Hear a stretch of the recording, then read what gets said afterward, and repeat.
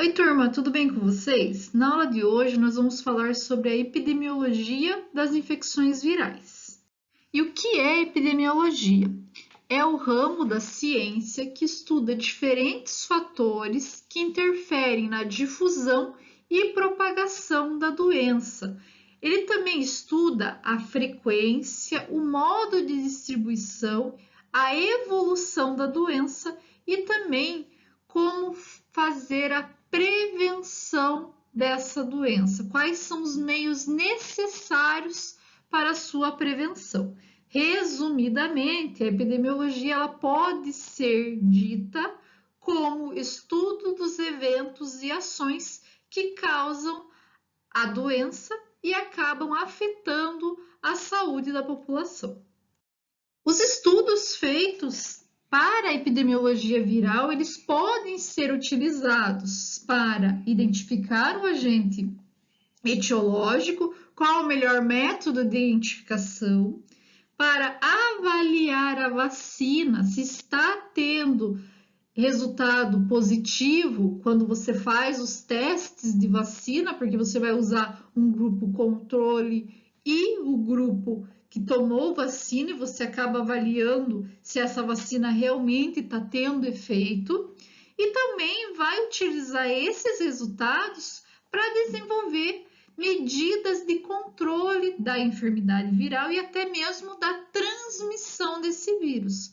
Nós conseguimos observar, principalmente agora, durante a pandemia, a importância do estudo da epidemiologia viral do vírus coronavírus. Como mudou-se o tratamento dessa população que pegou coronavírus até agora. E também como nós mudamos os nossos hábitos, né, pessoal? Hoje nós sabemos da importância da utilização da máscara, da importância da utilização do álcool, para que não se dissemine esse vírus. E isso tudo faz parte do estudo epidemiológico viral. O aspecto principal da epidemiologia é a quantificação da doença. Para essa quantificação, são utilizados dois conceitos essenciais, que são a incidência e a prevalência. A incidência é utilizada para doenças agudas de curta duração e vai avaliar o número de casos da doença para uma determinada população em um determinado intervalo de tempo. Então, quantas pessoas, quantos casos nós temos durante um ano, por exemplo, utilizado aqui para influenza, coronavírus e também é utilizado para dengue, por exemplo. Na prevalência, no conceito de prevalência, nós vamos utilizar para doenças persistentes e doenças crônicas, geralmente utilizada para doenças que nós não conseguimos determinar o início, ou seja, quando que ela começou. Também vamos avaliar casos por ano. Um exemplo aqui de conceito de prevalência nós podemos utilizar, por exemplo, para HIV. Pode ser utilizado esse conceito. Um dos principais problemas da epidemiologia das doenças virais é a disponibilidade de dados, especialmente o número de casos de cada doença. Uma fonte que nós podemos utilizar para avaliar essa epidemiologia é a vigilância epidemiológica, que foi definida pela Lei Orgânica da Saúde 80 de 1990. Nós temos também uma portaria de 2011, que é a portaria 104, onde ela determina quais as doenças devem ser notificadas. Então, nós temos uma lista de notificação compulsória. Eu vou mandar para vocês essa lista, não tem somente vírus, vai ter todas as doenças que devem ser identificadas, que devem ser notificadas. Todo profissional da saúde tem que identificar essa doença, tem que notificar essa doença para vigilância epidemiológica, caso vocês sejam as pessoas que determinaram essa doença no paciente. Então, quais são as doenças que devem ser notificadas? Dengue, febre amarela, febre do Nilo Ocidental, hantavirose, hepatite viral, HIV, influenza humana, poliomielite, raiva humana, rubéola, sarampo, síndrome respiratória aguda associada ao coronavírus. Então, vocês vejam que essa portaria é de 2011 e já pedia para fazer a notificação de doença respiratória associada a coronavírus, para vocês verem que o vírus ele é uma nova mutação, mas ele já é conhecido pela ciência há algum tempo.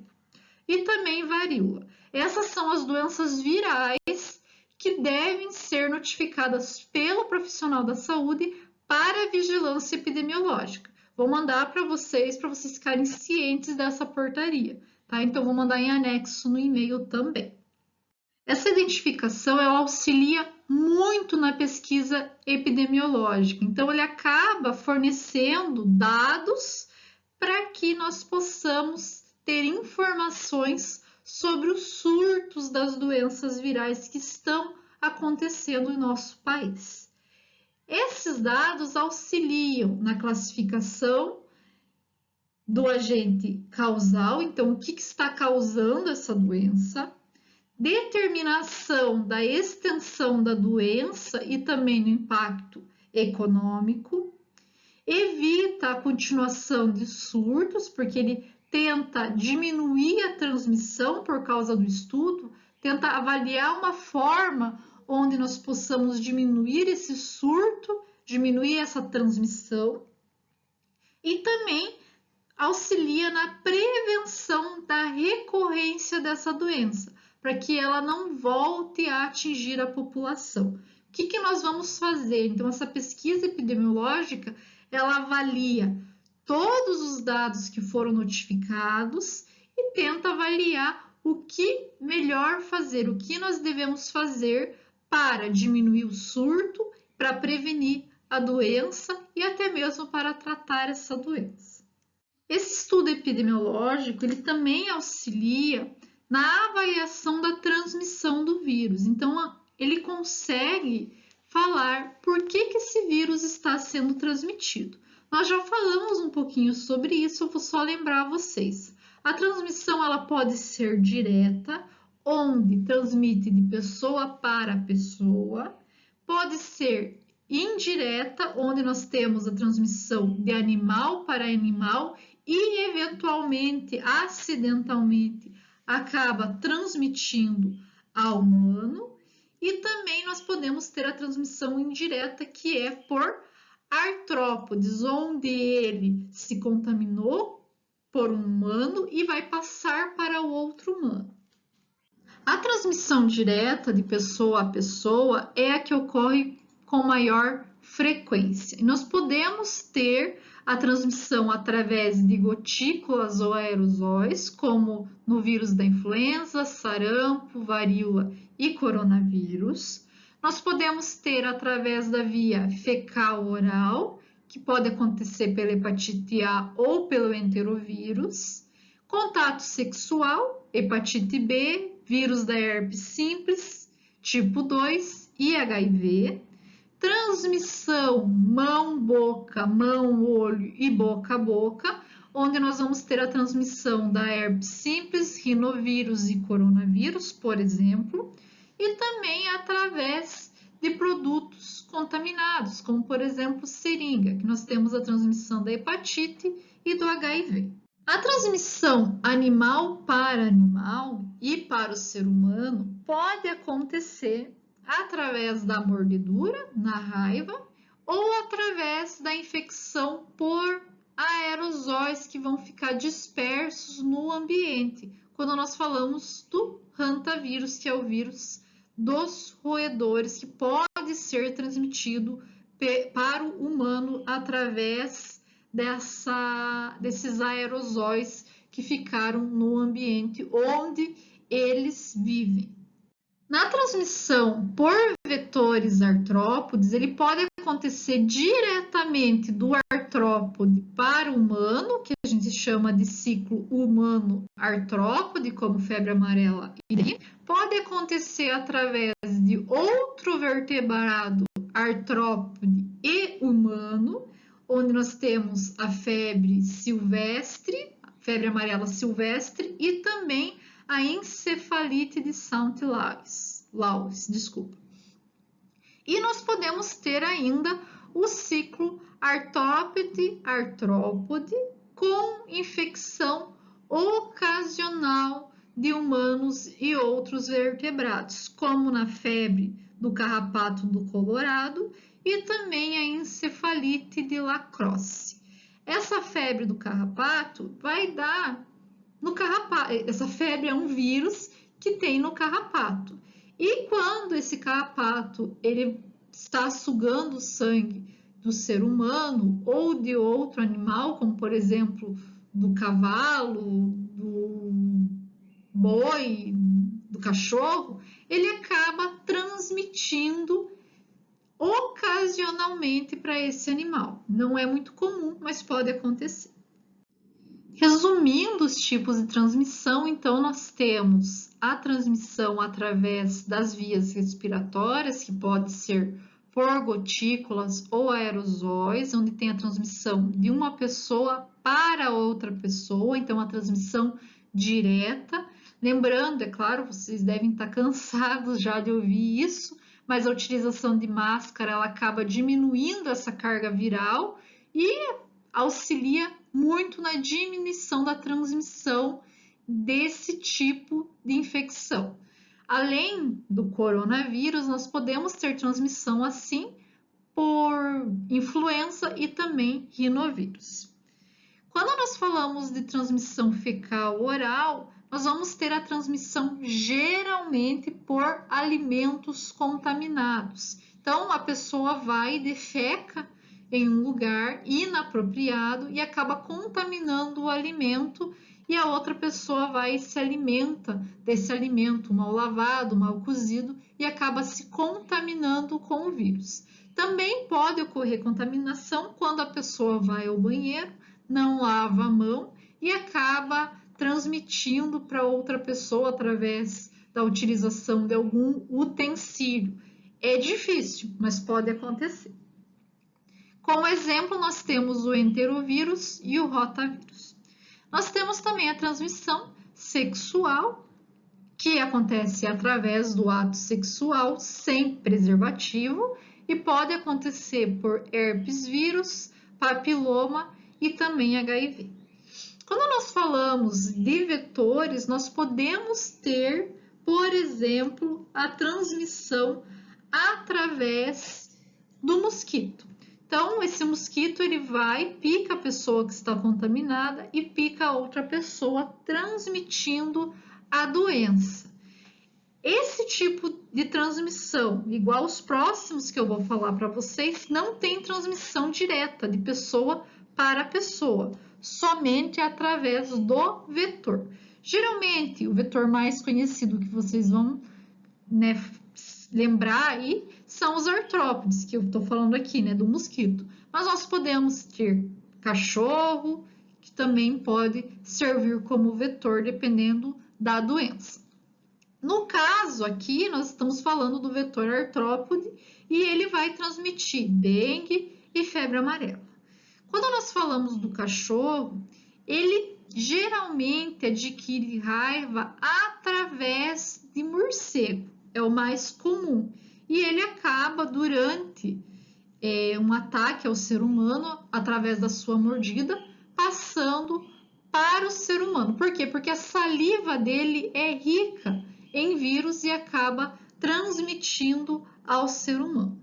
Nós temos também a transmissão do vetor que recebe de um vertebrado, de outro vertebrado, e acaba transmitindo para o ser humano, como por exemplo o arbivírus e também a febre amarela.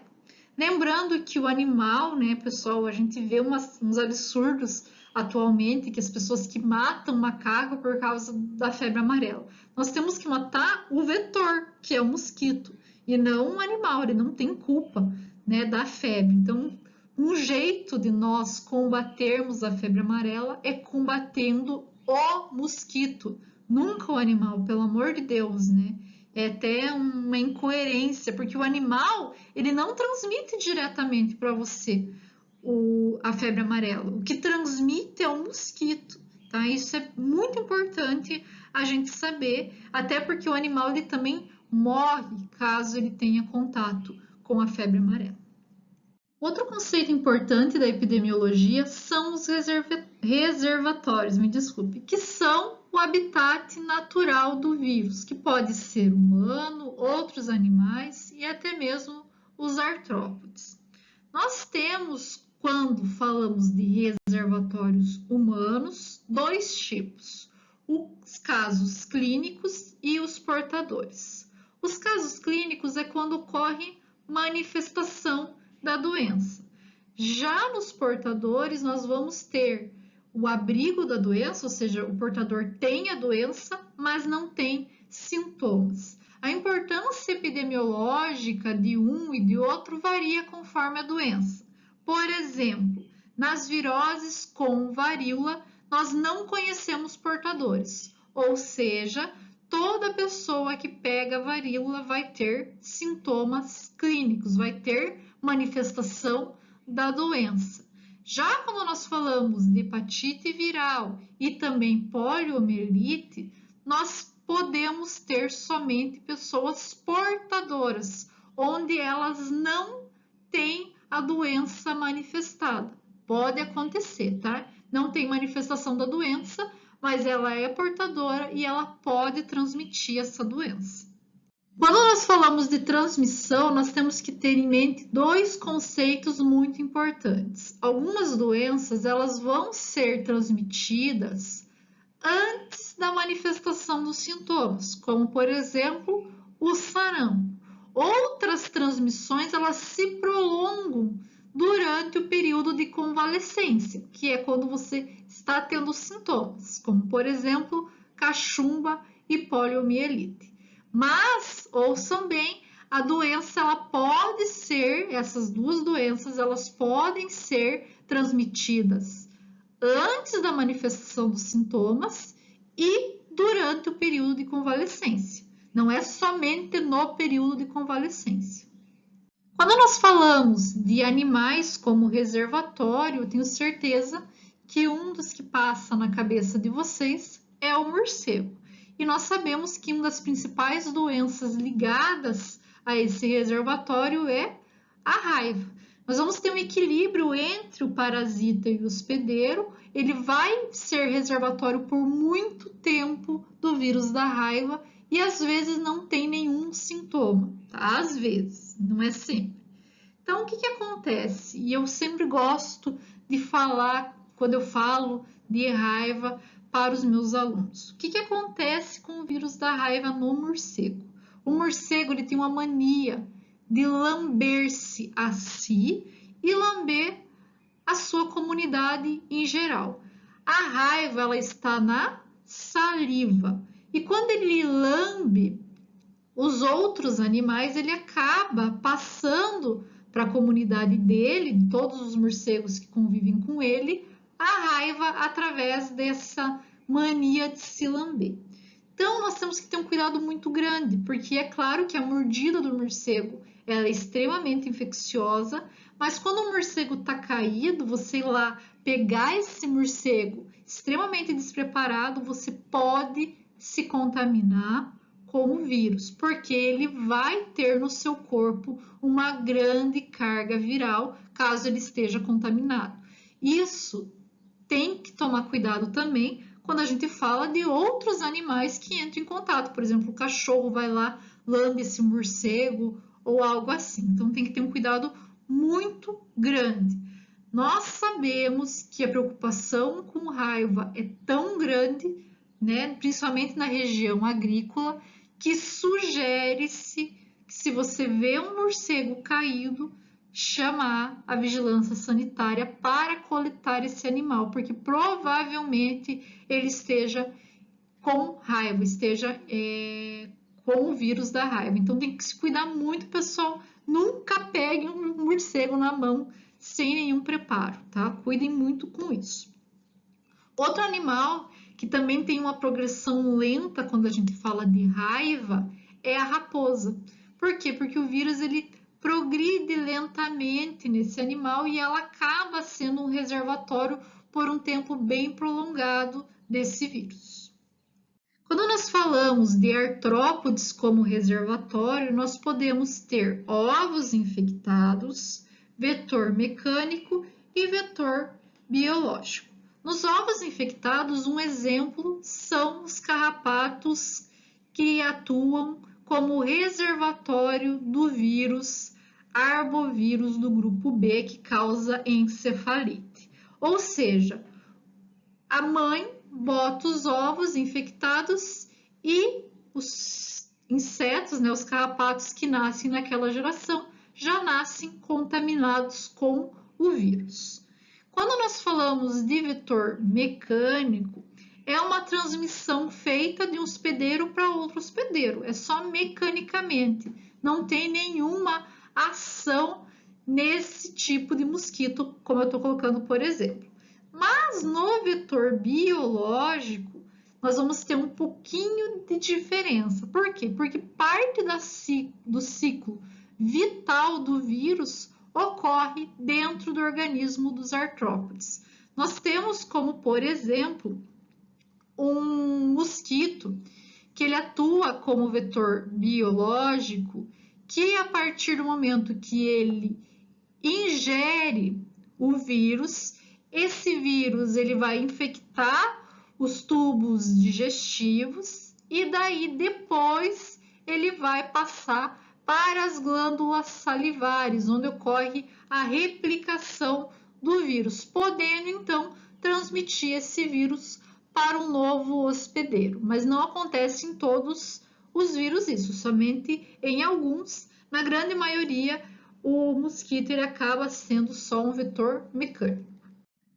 Na epidemiologia descritiva, nós vamos ter a descrição completa da doença, desde seu vetor, do seu reservatório, até o grupo de risco e a sazonalidade. No grupo de risco, quando se faz a coleta epidemiológica, vai falar qual é a idade da pessoa, sexo, raça, ocupação, residência e conduta pessoal. Na sazonalidade, você vai ver o local e em qual época do ano que aconteceu. Nós sabemos, por exemplo, que a dengue é uma doença que vai acontecer mais no verão, porque o mosquito os ovos do mosquito acabam eclodindo nessa época e ele é o vetor, precisa-se de calor. E nós sabemos, por exemplo, que o vírus da gripe, da influenza, ele acaba sendo transmitido mais no inverno, porque você vai ficar em locais fechados e acaba facilitando a transmissão. Então, é muito importante. Hoje nós temos esses dados porque foi feito um estudo epidemiológico, porque foi cadastrado, foi observado esses dados para que se soubesse a epidemiologia descritiva dessa doença. Esses dados epidemiológicos, eles auxiliam muito na avaliação de viroses emergentes, que são novas viroses que estão acometendo humanos, como por exemplo o coronavírus. E também auxilia muito no estudo de viroses reemergentes, ou seja, viroses que estão voltando, que tinham sumido e agora estão voltando, como por exemplo o surto de sarampo que nós tivemos o ano passado. Nos últimos anos, observou-se novas doenças virais. Então, novas doenças foram identificadas. Alguns fatores podem ter contribuído para esse aumento de viroses, de vírus causadores de infecção. Um dos fatores é o aumento da população mundial, fazendo com que as pessoas se concentrem em áreas urbanas. Nós vamos ter um aumento na densidade, nós temos um aumento na densidade povoada, e isso facilita a transmissão de novas infecções. O que acontecia antigamente? A pessoa tinha contato com o vírus e até muitas vezes morria por causa de uma infecção viral, mas como ela não teve contato com uma grande população, não teve uma transmissão desse vírus. Outro motivo que auxilia muito na transmissão viral são os transportes modernos, porque permite levar a infecção para o mundo inteiro. E hoje nós vemos aí na pandemia que realmente a infecção consegue atingir praticamente o mundo inteiro devido ao transporte moderno, às viagens de avião, digamos assim. Nós também temos como contribuição para essa virose a perturbação que o homem causa no meio ambiente. Cada vez mais frequente, isso aumenta a possibilidade da transmissão de vírus do animal para o ser humano. Outro motivo, é claro, de ter aumentado a identificação viral é por causa do progresso da tecnologia, onde hoje nós temos uma detecção de vírus muito mais fácil do que se tinha antigamente. E isso facilita a identificação de vírus não conhecidos. Pessoal, muito obrigado pela atenção de vocês e até a próxima aula.